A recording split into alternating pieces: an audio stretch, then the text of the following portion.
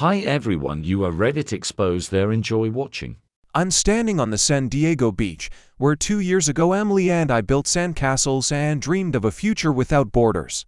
Then it seemed that our laughter was stronger than any wines, but her ambitions turned out to be higher than our love. I let her go, with a bang in my chest and a feeling like a part of me had been ripped out. Since then, I've been learning to live with emptiness. I often saw her figure in the crowd every tide whispered her name. I tried to patch the hole with work, friends, hobbies, but it didn't help. And yet today, looking at the ocean, for the first time, I felt not hope, but humility. Life goes on. And even on the beach of broken hopes you can pick up the pieces of your heart and glue them back together. I walked under the stars at night and promised myself to live so that she could be proud of me. I remembered her voice, soft and reassuring. The morning dawns brought order to my thoughts. She is not around, but her warmth remains in me and moves me forward. I started anew, writing poetry, drawing, traveling. I learned to see beauty in small things, as she taught me. He continued her kindness, I helping homeless animals and doing small things that make the world a kinder place. I realized that art is my way of talking to her. In every line and stroke there is both pain and light. I keep her things, photos, and books at home. Sometimes I sit in her chair, reread our favorite pages, and write letters to her, not to reply, but to share my life. In the garden, I tend the flowers that she loved when they bloom. She seems to smile. In the kitchen, I cook her favorite dishes and feel as if her palms are guiding mine. The pain was dulled, but it did not disappear. It became a quiet melody in the background. I've learned to live with it without letting it control me. I am open to new things, meetings, opportunities, even love. Not instead of Emily, but next to the memory of her. Sometimes I feel like she's walking in the crowd or laughing outside the window. I don't run anymore. I just smile and thank her. I believe that we will meet again somewhere under the same stars. In the meantime, I live fully, I love, I create, I help others, and every day I quietly say to her, thank you. You're in me, and I won't let you down. A couple of weeks after that morning on the beach, I decided to go out. There was an open mic night in North Park, and I brought a thin notebook, the one I was afraid to write to in the first months after the breakup. He read briefly, incoherently, and his hands were shaking as if the microphone were a thermometer. When I sat down, a girl with a camera on her belt came up to me. Maya, she introduced herself. You speak great with silence between the lines. We need such a person on the weekend. We are doing an adoption day, Liberty Station. I take pictures of animals, but there are not enough signatures for everyone. Can you write little stories for photos? I nodded before I could get scared. On Saturday, we set up folding tables under the shade of eucalyptus trees, and the world turned out to be simple. Bowls of water, cages, blankets, angry do not touch with your fingers signs. Maya caught the glances of the animals, not pity, but character, and I sign. Moon, afraid of mops, loves people. He falls asleep when the wrapper rustles in your pocket. It seemed that I was learning to speak like a human being again, briefly, precisely, without pathos. By noon, they handed me a carrier with a dog the color of wet sand and eyes like two questions. This is Rio, said the volunteer. He won't get attached to anyone. Rio sat down next to me and laid his head on my shoe without asking. I've never believed in they choose us, but the shoe clearly proved more convincing than my theories. In the evening, I signed the overexposure papers. The house greeted us empty and immediately not empty. A bowl in the kitchen, squealing in the hallway, someone's footsteps besides mine. Maya and I began to cross paths more often.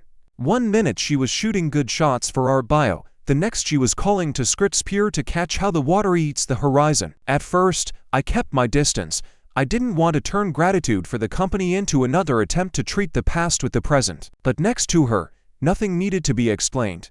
We just drove to Sunset Cliffs, sat on the flagstone, and were silent. Sometimes she would take out an analog Minolta, and I fell in love with the sound of the tape rewinding before I realized I was even capable of it. One evening, when Rio had already learned to fall asleep at my feet, and not in the doorway, a letter arrived. Subject: San Diego. The address is the one that I once couldn't delete from my contacts. Hey, I accidentally came across your poem in an online magazine. I recognize the beach. I'm glad to see that you're alive and honest. Take care of yourself, E.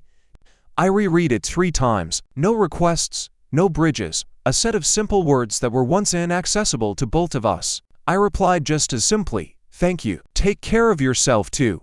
And I felt one of the internal nodes stop creaking. Maya and I did the first thing together. The shelter asked for posters not with pity, but with the truth. She brought photographs of a dog's nose in close-up, ears in the wind, paws on an old carpet. I wrote short texts without poor things and always waiting. Jasper, he pretends to snore when he's shy. I'm ready to learn anew. The posters were printed on thick paper, hung in cafes, on bulletin boards, in the windows of car repair shops. A week later, 3 of the hours were taken away. See, Maya said, stories work when they're honest. Like people, I replied. And the dogs. Rio, meanwhile, turned from a question into a statement. In the morning, he demanded a route not anywhere, but let's go to where it smells of salt. We went to Point Loma, looked at the old lighthouse, and I suddenly realized how much I needed this particular light. It doesn't call anyone anywhere. It just exists. Closing is not a door, not a speech, not a round date. It's a steady beacon that you finally stop confusing with a searchlight. In winter here is more about wine than snow. The shelter asked for help with a sick cat. Maya and I brought her from the clinic for overexposure to a woman in Chula Vista. The house greeted us with the smell of cinnamon and latte, and the hostess with looks that betrayed those who had been coping alone for too long. We carried the carrier out in silence, she said. You saved my evening. And she smiled for the first time in a long time. We drove back in silence. At the traffic light, Maya asked, "Have you ever been afraid that you would start living instead?" "Every day," I said honestly. "That's why I'm learning to live together." She nodded as if it was the right answer for an exam that no one was preparing for. In the spring, for the first time, I posted my work in a small gallery in North Park. Not in oil or acrylic, but in mixed media, text and photos. Maya gave me prints, and I put lines from my poems on top of them, short ones, like the captions for our animals. The episode was called Under the Pier. It wasn't people of art who came to the opening, but ours. The girl from the shelter, to Baristo, the skater guy who once helped me carry a bag of food. They stood, looked for a short time, nodded. That was enough for me. After the opening, we went to the ocean. Rio chased the waves like a kid who was allowed to do everything. Maya stopped, put her hands in her pockets, and said, "You write very carefully about the loss. She's not your enemy or your fetish." "I fought with her for a long time," I reply. It turned out she was just asking for a seat at the table. That night, I finally signed the papers for Rio's permanent adoption, filled in the columns previous names, favorite treats, strange fears. In the column reason for adoption, I wanted to write he chose my shoe, but I wrote bonded. It was the most accurate word of all. In the summer, Maya and I started doing the scariest thing of all, making plans. Not for 10 years for Saturday. Get up before dawn, meet the alignment at the pier, then bring food to the shelter, then coffee at the communal, then promise nothing. I still found myself mentally comparing each new Joe with what it was then, but less and less often. Joy doesn't like comparisons, it likes presence. Sometimes, returning home, after such Saturdays, I would take out of the drawer the shell that Emily had given me for our first anniversary. I used to squeeze it as if it could call back to the past. Now I just put it on the windowsill, and the evening sun made a small amber fire inside it. Rio squinted comically at the fire. Maya filmed and said, "The light has good habits." And I knew that I loved him, not in spite of him, but because of everything that had happened. We did talk about Emily once, not as a ghost, but as a person. "You loved her," Maya said, without question. "Yes, and I loved the memory of her. But now it is not a reason, but a context. You can live with that," she said. "And I can live next to it." We sat down on the sand. Rio was digging a hole, as if he was trying to bury his own shadow. I thought that this was probably the right metaphor for today. Not to get rid of, but to put it next to each other and move on. I do not know where this new path will lead. I don't swear by eternity and I don't build legends. I have a house that smells of salt and coffee, a dog that chooses the right shoe, a girl with whom you can keep quiet without worrying, and a shelter where every week someone leaves, not from us, but into their new life. There is a sea that reminds you that even the most direct trace will be washed away by a wave in a minute, which means that you have clean sand again. Sometimes in the evenings I write short and leave the pages blank. Sometimes I speak into the microphone as if no one is listening. Sometimes I just turn on the kettle, nod to my own shadow on the wall, and whistle Rio. And every time I'm surprised at how easy it is to feel okay. Steady breathing, a warm bowl, light in the window. Not a happy ending, but an honest middle ground.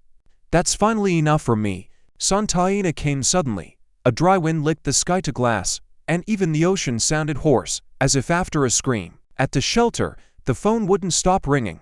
Emergency reception, warehouse house on the outskirts. 40 animals, we take turns picking them up. Maya and I arrived first. Rio stayed in the car, resentfully propping his nose on the window. He doesn't like it when the house is overboard. And I'm somewhere out there. It smelled of dust and hope that hadn't been aired for too long. We took out the carriers, bowls, and old blankets. Maya took quick portraits, just enough so that her eyes showed not fear, but character. I would sit on the edge of the table and write short bios, as we had learned. Without pity, with precision. Rune 7. Look straight ahead.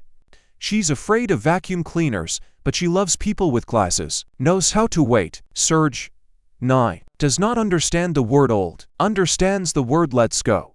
These 3 lines work better than any speech. In the evening, a couple came. A gray-haired man in a t-shirt with faded Padres and a woman with a headscarf that smelled of cinnamon. They stood by the cage with Serge for a long time. I read my 3 lines aloud to them. The man nodded and suddenly added, "That's about me too." The 3 of them left. I wrote in my notebook, "A good story is an excuse to try on hope in size." Life with Maya consisted of such inconspicuous victories. On weekdays, there's work, shelter, and letters that I've learned to write briefly. On weekends, it's morning at Scripps Pier, where the water breathes like a huge dog. She was filming, and I kept the spare cassettes in my pocket and wrote captions before developing them. The horizon line likes to be left alone. Rio had learned our routes, and now, when he saw the turnoff to La Jolla shores, he was as happy as if his own Joe lived there. An email from Emily found me on Monday. Topic: I'll be in town for a couple of days. There are 3 sentences inside. Do you have time for coffee? No tricks. I want to say thank you personally. I looked at the screen, then at Maya. It would be easier to hide, but I'm tired of hiding. Emily's in San Diego, I said, asking for coffee. I want to meet. Not for the past, but for thank you. Maya silently poured water into the kettle, put it on, leaned against the table and nodded. Then you won't tell me everything, but only as much as the present can handle. We chose a neutral territory, Balboa Park, by the fountain, in the afternoon. Emily came in a white shirt, so simple that it became almost elegant. We sat on the edge of the pool. The first few minutes were, as always, an inventory of silence. Then they started talking. She talked about the new project.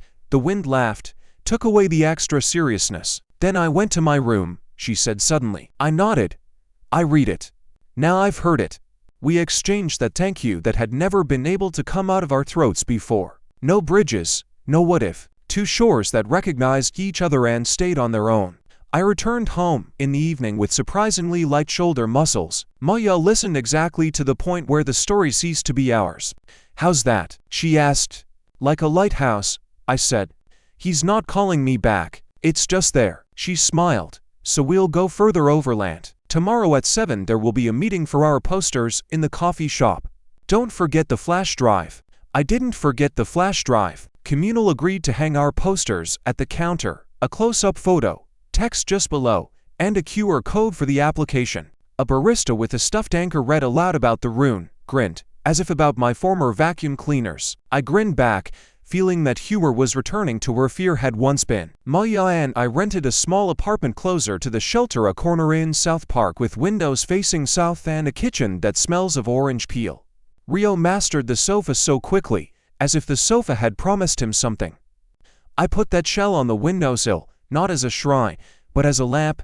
Tiny amber flashed inside in the setting sun, and the house became a little warmer.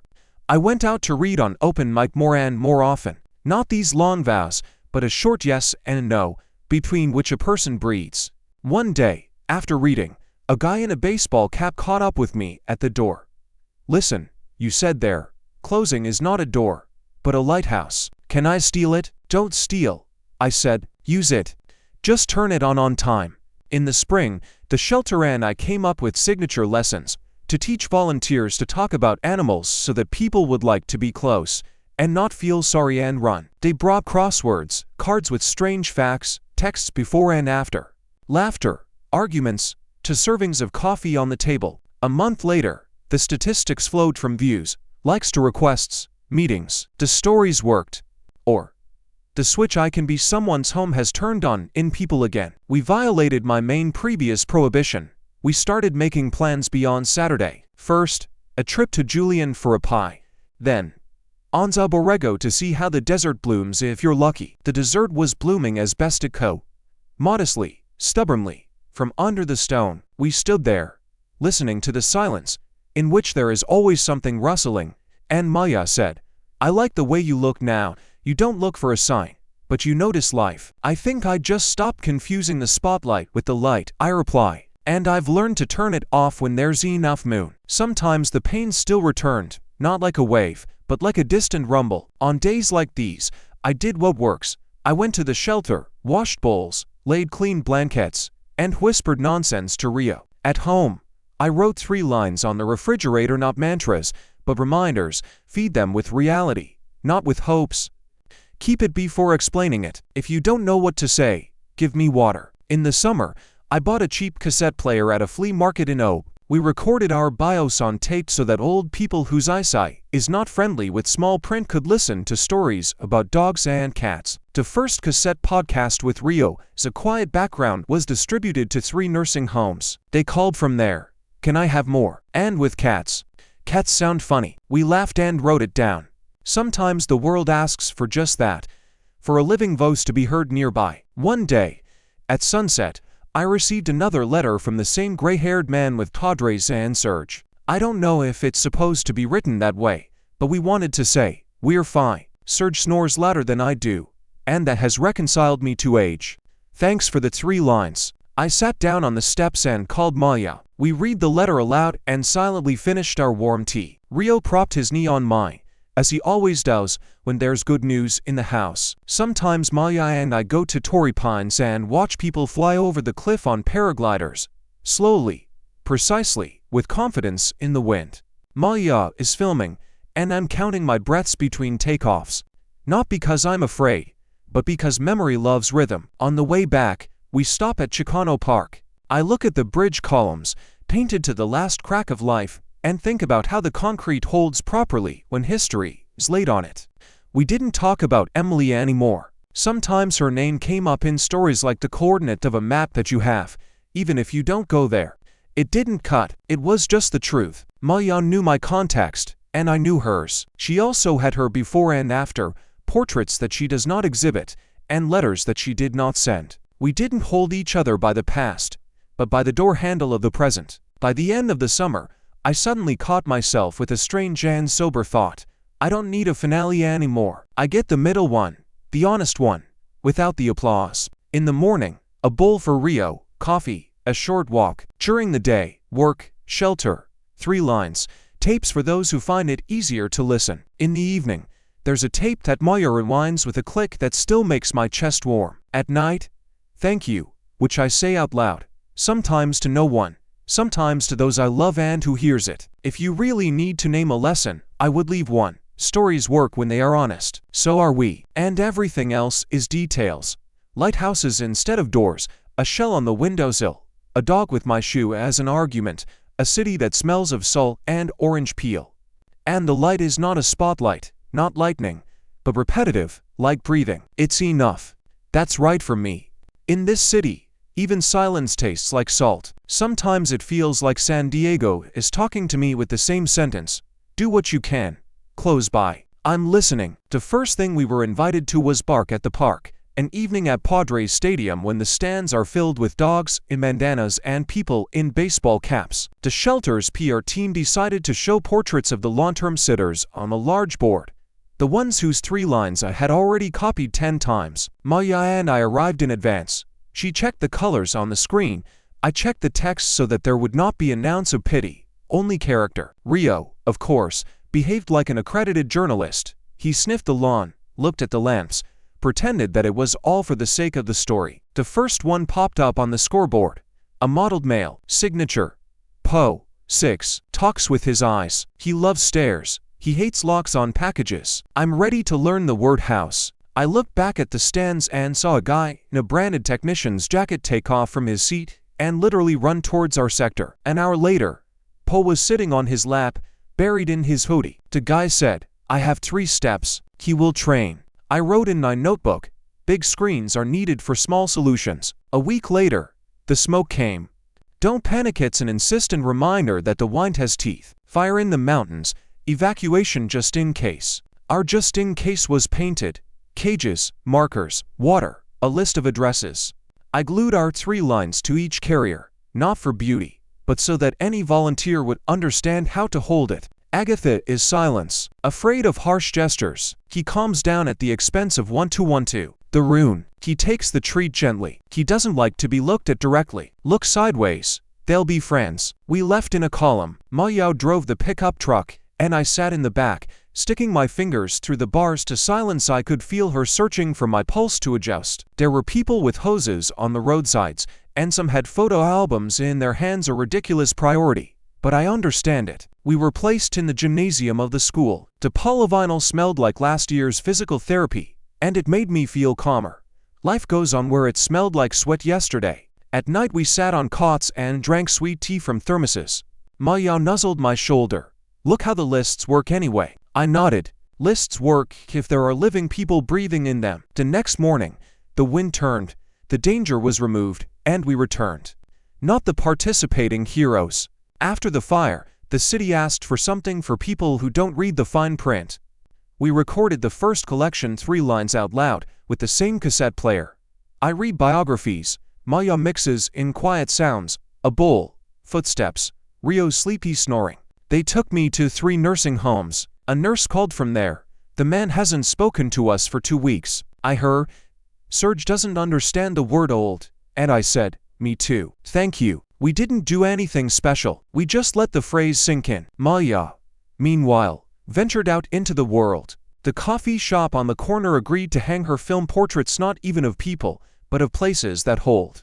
I wrote a 3-line caption for each picture, as I know how. The column in Chicano Park. It has everything you need to remember. It holds everything together. Tennis court at dusk. A silence that doesn't press.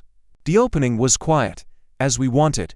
I stood at the back and watched as people lingered by the photos, read my lines and got a little closer to themselves. We walked home.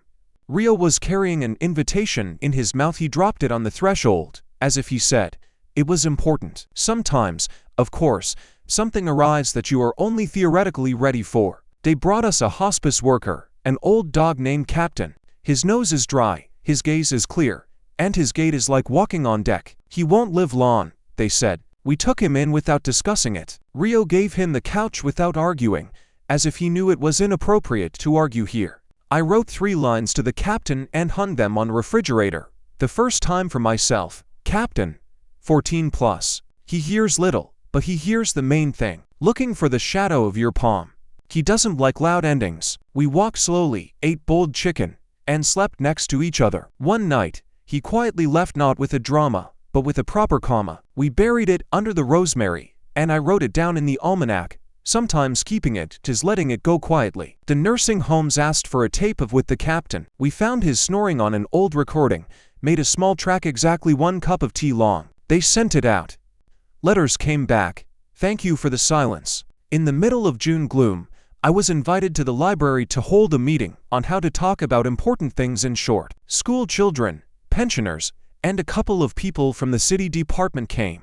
I started not with theory, but with exercises. Describe the subject in 3 lines, without using adjectives, but make me want to reach out. People grumbled, then laughed, then it worked. At the end, a girl with green hair came up to me and said, "I hate job interviews. Can I talk about myself in 3 lines? Can I?" I said, "Just let it be lines for which you are ready to answer with deeds." The next day, she came as a volunteer, and turned out to be the very person who hears the rustle of an alarm before the sound of a falling bowl. Emily and I didn't cross paths anymore. Sometimes it popped up in the feed, a new project, a new city. I don't click. It is enough for me to know that closed lighthouses can stand on the shore and not interfere with ships. Meanwhile, Maya and I caught the first big fatigue. Do you know the state when everything works and you don't? I started forgetting my keys, messed up my schedule, and went to the wrong shelter once. We are not heroes, we are people. There is a new item on the kitchen board. Rest is mandatory. Like water on Tuesdays. We went to Borovo for 2 days. Someone calls it a desert. I call it a repository of silence. The heat was pounding on the roof of the car. The stars at night looked like someone had scattered nails on black velvet. We didn't talk much. They returned more evenly, and things were already waiting at home. Don from the college sent a photo. I did the first catheterization for colic. My hands didn't shake. Signed it. It's all your keep it before you explain it. I looked at the picture, at his serious face, and realized how time works. You say one thing, they hear another, they do a third. And this third turns out to be more correct than your first one. In the communal barista with an anchor on his arm hung our new poster, Cat Issue. Miss O. 3. Knows how to sleep where you have a conscience. Allows you to stroke yourself on a schedule. I agree to windows and conversations. 2 days later, a librarian from the children's literature department picked her up. Later we went to visit them. Mizzo was lying on a stack of books about foxes. The librarian smiled with his eyes and whispered, "Now I always have a quiet reading room at home." I wrote it down. Good homes start with the right sounds. In the fall, the city called for a meeting about corners again. I already knew how it worked. We don't convince, we go. This time there was a guy in a formal jacket and sneakers, similar to the first one, only younger. I was holding a printout of my 3 rules in my hands. I use them to design my morning, he confessed. Can I hang it on the wall of the department? Hang it, I said, just at a 4th. If in doubt, walk. Sometimes in the evenings I still take the old shell and put it to my ear. Not for the sake of the voice of the ocean, for the sake of the habit of listening to what seems to be heard without you. Rio puts his head on my lap. Maya unwinds the film click. And the house is light. It's at times like this that I realize I really don't need a finale. I need another morning, another taped, another poster at the counter, another comma instead of a loud exclamation mark. It's like this on the fridge now, to feed reality. Keep it before explaining it. Water on Tuesdays. Rest is not a retreat, but a tool. If you don't know what to do, turn on a small light and see who comes up. Almost always, someone comes up. Sometimes it's a neighbor with an empty bowl and a full heart. Sometimes it's a girl with green strands and the question, can I? Sometimes it's you, tired but alive, with a shell by your ear and a dog on your lap. And you say to yourself, you can. And everything becomes feasible again. Finals also require care. I took a long time, like with a light bulb in the hallway. It seems that the light is still there, but it flickers, and you get used to it, until one day you realize that walking in semi-darkness is not a habit, but laziness. We got up after dark and drove to the ocean, where once everything inside me crumbled. Maya held a mug of coffee in both palms. Rio buried his nose in the slightly open window. The salty air is his favorite newspaper. There was that honest in the surf that doesn't promise and doesn't come true. I took a shell out of my pocket, the one that had survived many of my sweats. He ran his finger along the red edge and, without ceremony, returned it to the water. He didn't let go of the past. He stopped keeping it where it was cramped. The wave came. The wave went. Everything is as usual. Only inside it has become smoother. We sat on the wet sand, with our backs to the world. Maya was silent, and that was the best possible word. Are you ready? What is it? She asked when the sun had risen just enough to stop being an idea. The house is waiting. I nodded. The house is always waiting, if you've learned how to turn on the lights. When we returned, we recorded another tape, the last one in this series. It's called Ending Without an Exclamation Mark. On the first track, there are footsteps along the shelter corridor and the soft clang of bowls. On the second is my voice. Briefly, as we now know how, sometimes holding is letting go. Sometimes to say something is to keep silent next to it. Sometimes the end is the light at the door. On the third is the ocean. Maya added a film rustle so that you could hear how time was also running. Don sent a photo of the student badge and a text message. Thank you for teaching me how to hold it first. Anya put up an at school about 3 lines. They will have a circle. The barista with the anchor asked for our new poster for those who only read when they drink. Mizzo sleeps on a stack of chanterelles at the librarian. Everything moves on without me in every frame, but with my prints where they belong. In the evening, Maya and I finish the board on the refrigerator. The last 3 lines are not rules, but rather subheadings for the life we have built for ourselves. Keep it before explaining it. Water on Tuesdays and rest too. If you don't know what to do, turn on a small light and see who comes up. Then I went out on the porch and flipped the light switch. No magic, just a warm circle on a concrete platform. A minute later, two people stopped at the gate. A woman with a folder and a boy in a hood who pretended he didn't care. "It's about volunteering," she said. "They said you have. You can just stay here a little bit." I smiled. "You can. Let's start with what we can do with a small one." Rio shook himself, as if he had declared the meeting open. Maya put the kettle on. I felt a familiar calmness. The story has matured so that it can be finished and continue to live on. Before going to bed, I went to the door again. On the shelf under the lantern is a new note without a signature. "Thank you for the light on." I put a piece of chalk next to it in case someone needs to finish drawing a path for themselves. He closed the door without locking it. It's like this in our house now. The entrance is open to those who don't walk loudly. I do not know what it looks like from the outside. A happy ending, an honest ending, just a period. I don't need to know. I did what I could. Nearby, he returned the shell to the water. He left the light on. And, in short, that's enough for me. The end is not the door. This is a porch where it's not cold for those who are still on their way. The light is on. We are at home.